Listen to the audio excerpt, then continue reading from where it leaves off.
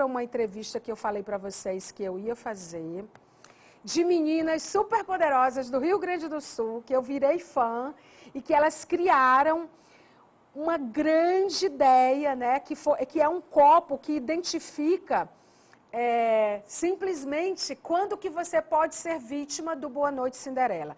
Era para eu estar entrevistando a Nathalie, que de 16 anos, a Nicole Marques, as Giovanas, a Moraes e a Ávila, de 17 anos. Elas são todas estudantes da segunda série do ensino médio no Rio Grande do Sul, mas aí me apareceu uma de óculos que já vai falar tudo para mim. Você é a Nicole. Eu sou a Nicole e eu vim representar o grupo todo hoje para ti e aí para quem tá ouvindo.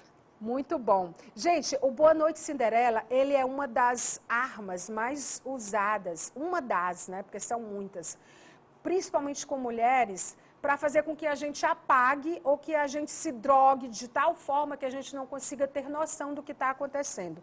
E aí, não só a Nicole que está aí com a gente, mas a Nathalie e a Giovana Moraes e a Giovana Ávila, estudantes do ensino médio de uma escola, um colégio no Rio Grande do Sul, criaram isso, um copo que denuncia quando que você pode ser vítima do Boa Noite Cinderela. Então, é uma substância que permanece no organismo por 2 horas, é muito perigosa, é muito usada, e essas meninas criaram esse copo que sinaliza que a bebida foi alterada. A partir daí, Nicole, eu quero que você conte tudo pra gente. Muito obrigada por você estar aí contando essa história, doando o seu tempo, a sua atenção pra gente. Eu queria saber como que começou essa criação e essa inovação. Primeiro, eu que agradeço pela oportunidade de poder estar falando aqui contigo. A gente começou as nossas pesquisas em outubro de 2021, ano passado, durante um projeto de matemática onde a gente tinha que criar uma empresa ou um produto inovador que solucionasse um problema da sociedade. Então, durante as nossas pesquisas, a gente percebeu, né, esse grande crescente nos números de casos com entorpecentes, principalmente né, o Boa Noite Cinderela, que é o GHB, nesses casos de crimes com drogas facilitadoras. Então, a partir dessa pesquisa, a gente falou com nossos professores e orientadores, o Sr. Rafa e a Sra. Aline, e eles nos ajudaram aí, né, a botar o projeto na mão, na massa mesmo, né, na área de pesquisas, que é onde a gente está por enquanto. Né, a gente ainda está pesquisando sobre a droga, que é o GHB, e sobre os reagentes colorimétricos que a gente poderia empregar no copo ainda, né? Porque, por enquanto, ele é só uma ideia e a gente está na fase de pesquisas, né? Mas a nossa ideia é futuramente poder, né, que todas as pessoas tenham acesso a ele. Como é que funciona o copo, Nicole? Bom, ele é um copo de plástico de polipropileno, que é um plástico mais sustentável, mais barato.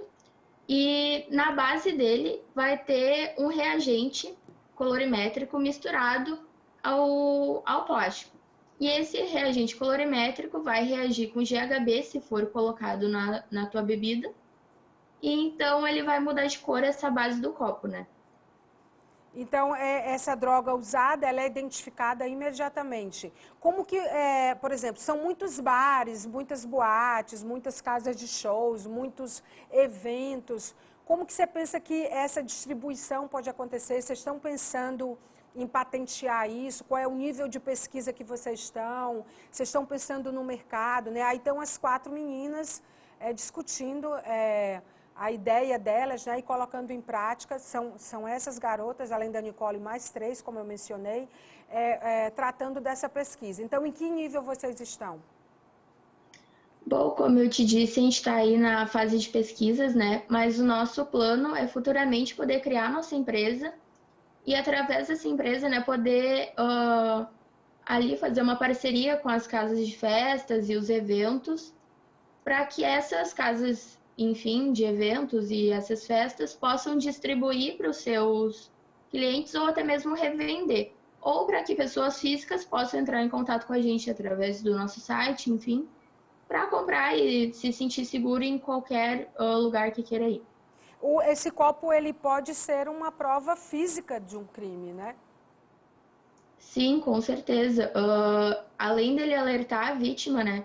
Um dos casos que a gente se baseou muito foi o caso da Mari Ferrer, que estava no passado muito em alta quando a gente estava começando as nossas pesquisas. E a gente percebeu que se ela tivesse nosso copo, ela teria ali uma prova, né, do que aconteceu com ela, porque ela foi muito discriminada durante ali a parte jurídica do processo dela, por ela não ter provas e por não acreditarem na palavra dela.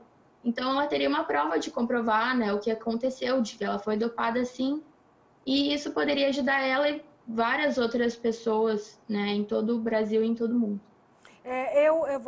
O trabalho de vocês, a pesquisa, teve uma repercussão nacional. Tanto que eu dei de cara com uma matéria nacional falando sobre vocês e eu falei para a produção, quero conversar com essas meninas, porque assim, são muito novas e elas estão adotando uma causa, né?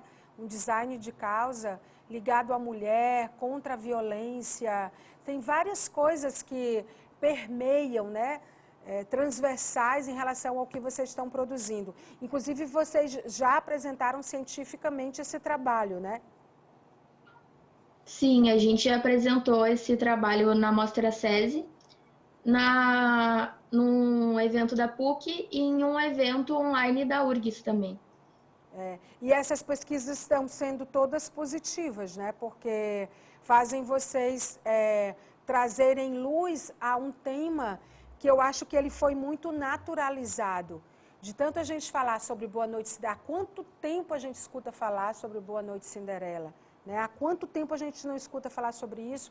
E eu acho que esse tipo de crime, de abordagem, de violência, ele terminou sendo naturalizado. Aí vem vocês quatro, trazem luz e voltam, trazem esse tema para a pauta novamente e de uma forma científica, né? Quer dizer, com um antídoto, com uma forma de prevenir. Isso é muito bacana. Como é que é a repercussão disso dentro da escola, dentro da cidade? Conta pra gente.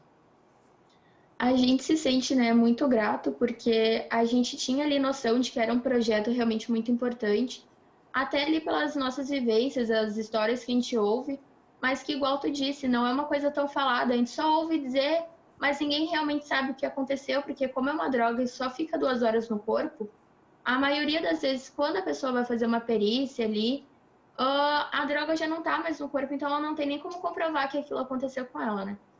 Então, a gente já sabia dessa importância, mas aí com toda essa enfoque que a gente está tendo no projeto agora, a gente se sente muito grato e percebe que realmente é uma coisa muito importante, porque as pessoas vêm e ficam muito felizes com a nossa ideia e a nossa escola nos apoia muito, os professores e até nossos colegas também.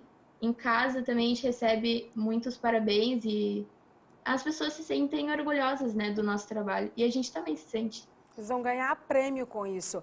Vocês podem fazer uso da robótica ou vocês já fazem para poder rodar esse projeto? Essa é uma das nossas ideias, né, que a gente pretende talvez futuramente usar, mas ainda não é nossa ideia principal. Mas talvez, se for necessário ali o uso de algum sensor no meio da robótica, a gente poderia usar, mas por enquanto o nosso enfoque realmente é no reagente colorimétrico. Qual é o desafio, Nicole, em relação ao reagente que vocês estão usando? O nosso maior desafio é que realmente praticamente todos os reagentes colorimétricos, eles são tóxicos corrosivos, né, para os seres humanos. Então, a pessoa ela não poderia ingerir o reagente. Então, ele não pode entrar em contato direto com a pessoa, né, porque isso traria um risco para ela. Então, o nosso maior problema, né, a nossa maior dificuldade é ver como que a gente vai implementar o reagente no copo sem que traga algum risco para a pessoa, né? Vocês já foram procurados por investidores ou por outros projetos ou iniciativas no sentido de patrocinar isso? A escola que vocês estudam é pública ou privada, a propósito? A nossa escola é privada. E vocês já foram procurados em relação a isso diante da visibilidade que vocês tiveram? A gente já teve alguns investidores e algumas pessoas que querem colaborar com o nosso projeto entrando em contato, mas por enquanto a gente está ali no contato inicial, né? para ver o que vai ser melhor para o projeto futuramente. E a gente ainda está aceitando, né, propostas e vendo o que vai ser melhor e o que vai se encaixar mais com a nossa proposta. Vocês, quando foram decidir sobre esse projeto, vocês tinham outras alternativas? Por que que ele especialmente foi escolhido? Alguém que vocês conhecem foi vítima? Uma de vocês foi vítima disso? O que é que foi relevante na hora da escolha desse tema em especial? A gente não teve nenhum contato ali direto, né, entre nós quatro, com esse tipo de violência, né, felizmente. Mas a gente vê, assim, né, ao nosso redor isso acontecendo. Então a gente decidiu que realmente era uma coisa que a gente queria focar e de que a gente queria solucionar mesmo, e que a gente queria encarar o problema de frente e tentar achar um jeito de solucionar, né? Por mais que não tenha acontecido diretamente com a gente. Os dados foram relevantes, né, em relação a Sim. isso. E para estar atento a esses dados, vocês foram incríveis, né? Porque eu acho que, além de naturalizar, como eu mencionei, muitas vezes a gente não presta atenção nisso. Aí a gente costuma tomar decisões ou escolher projetos ou escolher caminhos baseado naquilo que acontece ao nosso redor. Se o que acontece ao nosso redor é importante ou não, ele termina influenciando as nossas decisões. O que vocês fizeram foi ampliar o olhar e criar algo que tenha um impacto relevante. Por isso que eu acho incrível, porque essa coisa da gente só levar em conta a opinião da família, dos amigos, daquilo que a gente acessa, termina prejudicando, né? Criando uma névoa na nossa percepção. E vocês foram mais longe, né? Vocês fizeram uma imersão realmente no tema, é muito legal.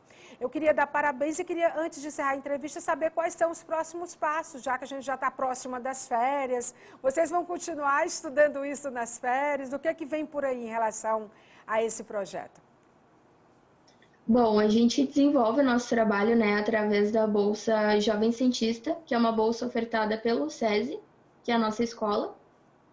Então, a gente pretende, ano que vem, né, continuar com essa bolsa e continuar desenvolvendo o nosso projeto, aí continuando com as pesquisas, conversando com algum laboratório mais especializado para que a gente possa começar os testes, né, para ver o que vai funcionar, o que não vai, né, porque a gente tem um laboratório na nossa escola, mas ele é muito didático. Então, o que a gente está procurando agora mesmo é um lugar que a gente possa continuar desenvolvendo o nosso projeto e poder continuar dando seguimento à nossa pesquisa. Uma estrutura científica, né? E com um aporte de recursos e também de outras áreas, né? Um trabalho multidisciplinar que podem ter muitas tecnologias aliadas a esse projeto de vocês. Olha, Nicole, você com 17 anos, junto com a Nathalie de 16 e as Giovanas com 17 também já estão fazendo isso, o céu não é o limite para vocês. Parabéns pelo trabalho, viu? Muito obrigada. E dá um abraço nas meninas. Que pena que elas não puderam estar conosco, mas eu tenho certeza que elas estão vendo. Então, Nicole, Giovanas, vocês arrasaram. Um abraço, querida. Muito obrigada. Para ti também. Tchau.